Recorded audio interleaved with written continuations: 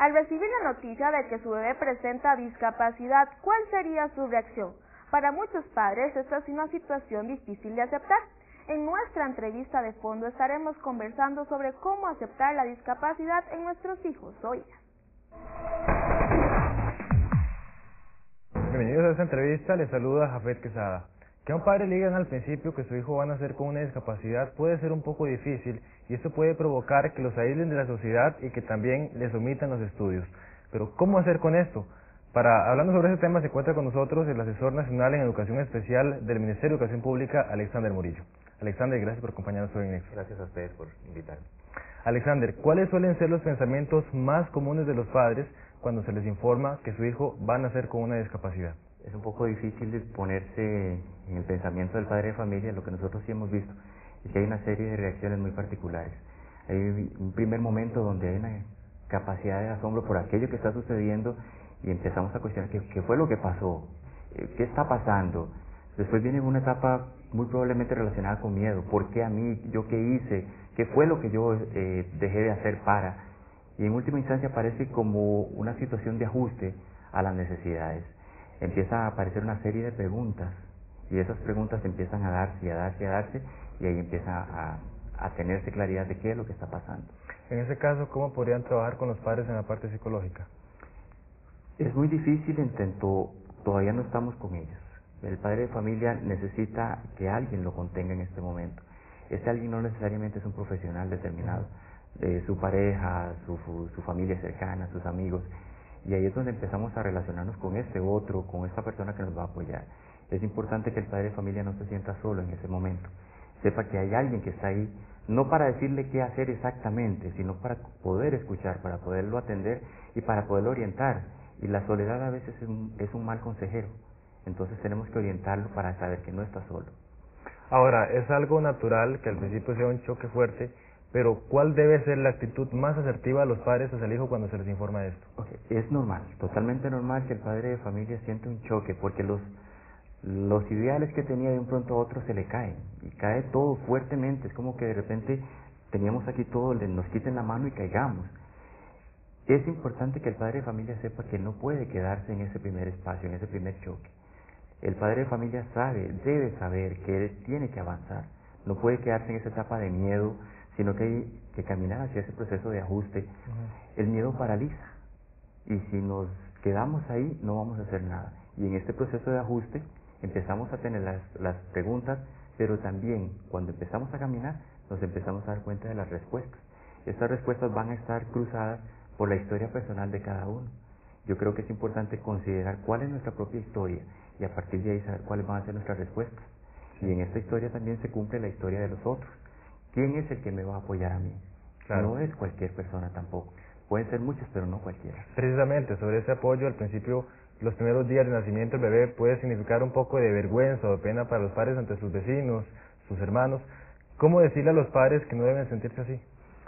La vergüenza es algo normal, pero la vergüenza está relacionada con el qué dirán los demás. No es que no debe de importarle a uno la opinión de los otros, es que no debe ser la guía para el actuar.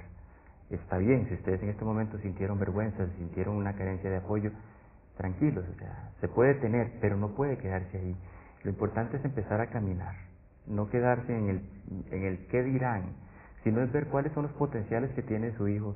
Si en este momento se les está dando el diagnóstico, no sabemos qué va a pasar a futuro, bueno, es empezar a preguntar, es saber que existen muchas personas alrededor que le pueden apoyar. A veces uno piensa que en la soledad el que lo va a ayudar está muy lejos. Si nos damos cuenta y sabemos preguntar, ahí a la par nuestra puede haber alguien que nos apoye. A la par de esta vergüenza uno tiene que pensar también que hay culpa, que puede haber desesperanza, que puede haber temor, pero todo esto, si logramos contactarnos con las personas adecuadas, nos van a ayudar a contener. No van a permitir que caigamos y nos golpeemos duro. Ahora, ante ese sentimiento de culpa, los padres pueden llegar a ser un poco más permisivos, más dadivosos con sus hijos, ya sea tal vez porque el hijo nació con una discapacidad o porque en un accidente la sufrieron. ¿Es correcta esa actitud? Tendríamos que entender cuál es el concepto de permisividad dadivoso, del padre de familia. Todos debemos de ser permisivos y todos debemos de ser dadivosos.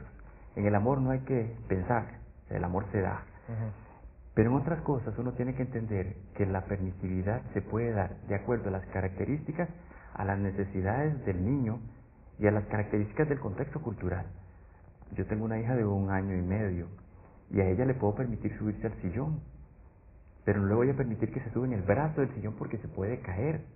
Entonces tenemos que entender que sus habilidades y sus destrezas le permiten a ella subir al sillón, pero no al brazo del sillón. Entonces en esto es importante ir conociendo el desarrollo de los niños. Ahora yo no puedo comparar un niño con otro. Tengo otro hijo de 5 años. A él no le puedo permitir que se tire del respaldar del sillón porque se puede golpear, pero sí le puedo permitir que suba al brazo del sillón. Lo que no le permite a la pequeña le permito a él, pero son sus habilidades, sus destrezas, nuestros propios intereses también. Entonces, ya cuando caemos en la sobreprotección y la permisividad excesiva, sin considerar las características de esta persona, es cuando tenemos que tener un alto.